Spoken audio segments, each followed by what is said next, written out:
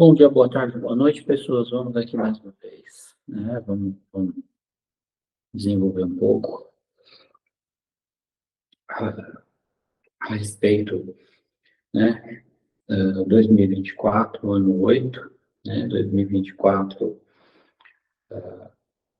o que é, né? A nossa relação com a espiritualidade, a nossa relação com a política, e na verdade, que a política e a espiritualidade nesse ano 8, né? Nesse energia do ano 8.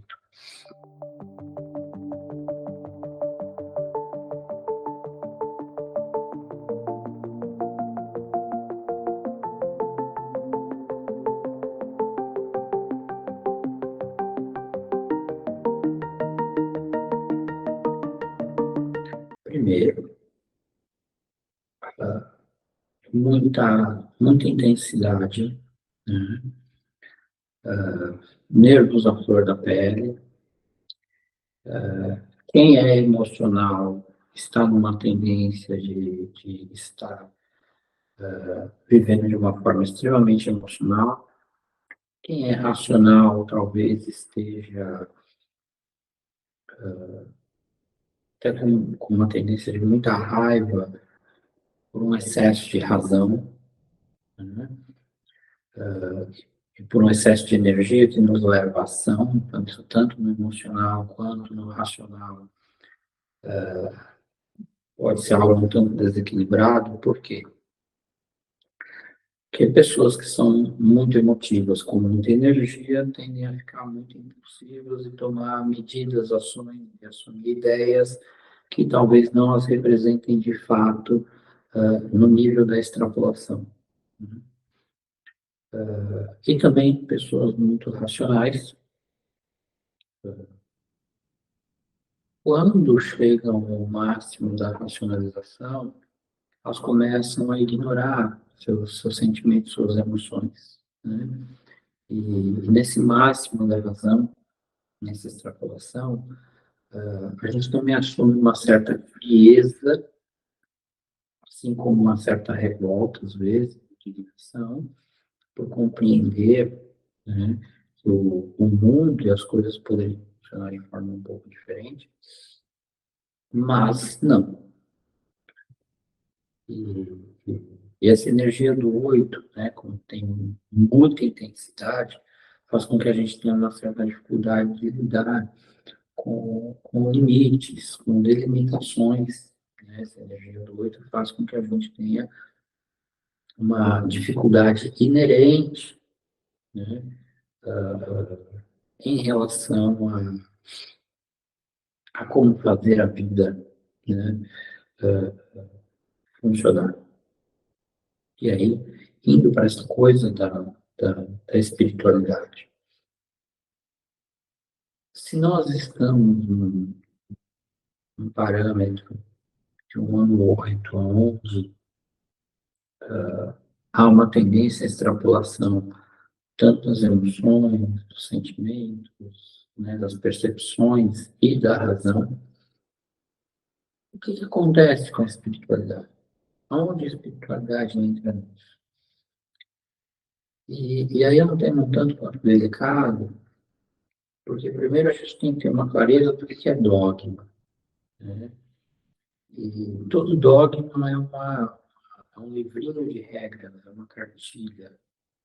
Só que é uma cartilha que pode ser interpretada emocionalmente, é uma cartilha que pode ser interpretada de forma ideológica, é uma cartilha que pode ser interpretada, né, de N maneiras. E isso é só você pegar qualquer livro que fala sobre qualquer religião, seja ela qual for, e obviamente as pessoas que estão lá interpretando usam da sua influência, né, usam, né, da sua presença e da sua maneira de pensar para influenciar pessoas que nunca pensaram ou nunca foram ensinadas a pensar de fato de modo profundo sobre algo.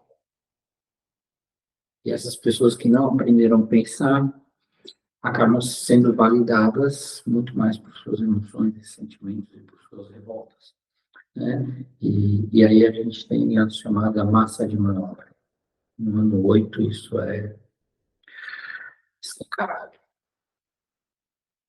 Só que, junto com isso, ou para além disso, nós temos a espiritualidade. E o que é a espiritualidade? A espiritualidade no ano 8, ela traz muito essa percepção do nosso poder pessoal. Só que nós também precisamos entender que, em termos de poder pessoal, em termos de espiritualidade, por mais que a gente pense, por mais que a gente medite, por mais que a gente esteja conectado com o movimento X, Z, por mais que você faça parte de um grupo espiritual, vírgula, ou religioso, a verdade é que a sua evolução, ela começa em você. E se você não questiona a maneira como você vive a sua espiritualidade, nem as informações que você recebe, nem aquilo que você compartilha, inclusive nas redes sociais, então você está apenas trabalhando para as redes sociais, está apenas trabalhando, reproduzindo o conteúdo do sistema, e está apenas, né, emitindo, né, um sinal. Você acaba virando meio que um sinal de Wi-Fi, né? Ele acaba apenas roteando, né? Ou seja, dando rotas para um determinado comando, né? E isso é espiritualidade? Não. Isso é ser massa de manobra. Então, quando a gente fala de política e espiritualidade, primeiro, né, já comentei um pouco isso no vídeo anterior, mas primeiro a gente tem que ter claro qual é a sua política pessoal. Fora pensar que você é de direita, ou é de esquerda, ou é do centro, ou é sei lá do que, ou é do movimento pacifista, ou é do movimento armamentista, ou é do movimento da PQP. Qual é a sua política pessoal?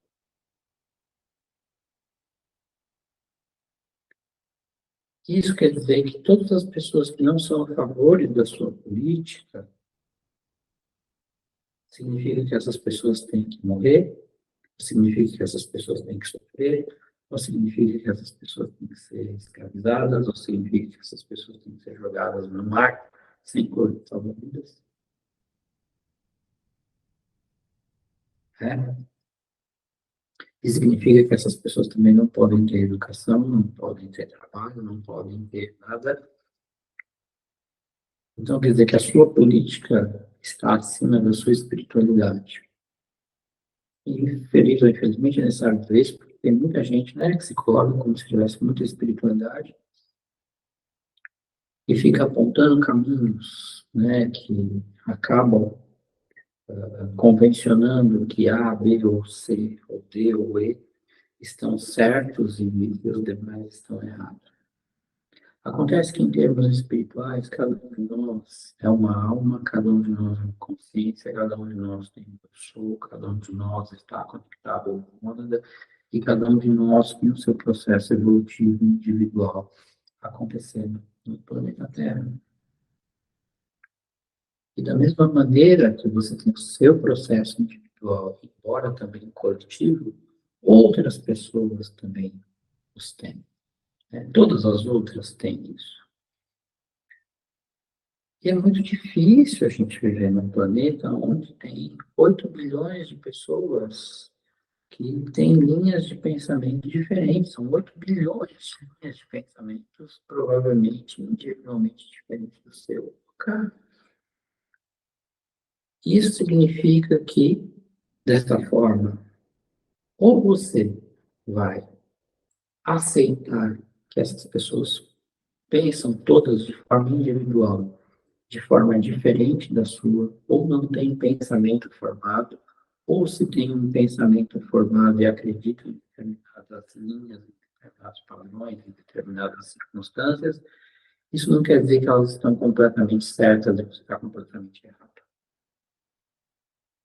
Isso quer apenas dizer que estas pessoas, dentro da realidade delas, têm motivos para acreditar, têm motivos para validar, têm circunstâncias que muitas vezes, desde os antepassados, desde os avós, bisavós, enfim, ou seja lá o que for, têm origens de linhas de pensamento que possivelmente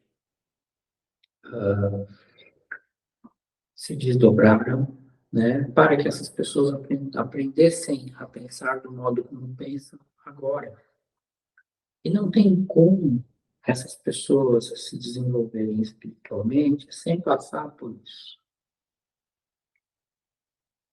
E é necessário, em meio ao que é a política pessoal, individual e intransferível do ser, olhar também para a espiritualidade e a sua maneira de lidar com a sua espiritualidade. E se perguntar quando esses dois pontos se relacionam. E a gente pode dizer, né, esses dois pontos só se relacionam verdadeiramente a partir do momento que nós nos conectamos com a aceitação, com aceitar quem as pessoas são do jeito que elas são. Quando a gente se conecta com o processo de individualidade, ou seja, admitir que nós também temos as nossas limitações. E assumir que junto à individualidade, junto à aceitação, né, nós todos aqui estamos passando por um processo de aprimoramento, de aprendizado, e que nós também podemos aprender com o outro, quando a gente olha para as limitações do outro, e dessa maneira a gente também aprende sobre as nossas limitações. Que bom ou ruim a espiritualidade tem a ver com este lidar com os nossos limites. E aí vem a pergunta: o que você faria se você estivesse em uma situação de fome, uma situação de desabrigo, numa situação de falta de perspectiva a respeito do futuro, né? E talvez até numa situação de doença? O que você faria se o seu vizinho, que é de outro partido político, ou é de outra religião, ou é de outro grupo, enfim, biológico, tivesse a casa dele no chão, não tivesse o que comer, não tivesse o que beber, não tivesse onde dormir? Será que por conta dessa diferenciação entre partido político, a espiritualidade, a religião, enfim, seja lá o que for, você deixaria o seu vizinho, o Deus dará, passando fome? E se fosse o contrário? Você negaria a receber ajuda por conta de que quem está te ajudando é uma pessoa que veio você? Você negaria, se você não tivesse absolutamente nenhuma roupa para vestir, você negaria uma doação? Se não tivesse um colchão para dormir, você negaria, né, vamos dizer que se você, sei lá, evangélico, macumbeiro, aí seja lá o que for. Ah, quem mandou ali um colchão para dormir foi, sei lá, foi o budista. Então, tá, né, foi o islâmico. Ah, quer dizer que você não vai aceitar aquele colchão, e você vai preferir dormir no chão, na lama, ou nem ter onde dormir.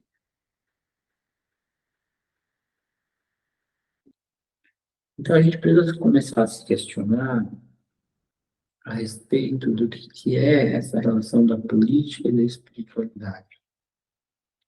E elevar essa percepção para aceitação, tolerância, aprendizado. E se perguntar, né, nos perguntarmos o que realmente é a espiritualidade e o que realmente é a política. Política é essa dissonância onde existe o certo e o errado, e onde quem não concorda com o meu certo é meu inimigo, merece morrer, é isso. Isso é política. E é assim que você pensa. Então, né, será mesmo que você é uma pessoa que está em evolução? Será que Jesus Cristo, o seu Deus, será que seja lá onde você foi buscar a sua formação, onde você foi formado, será que isso realmente te ajudou a evoluir de alguma forma?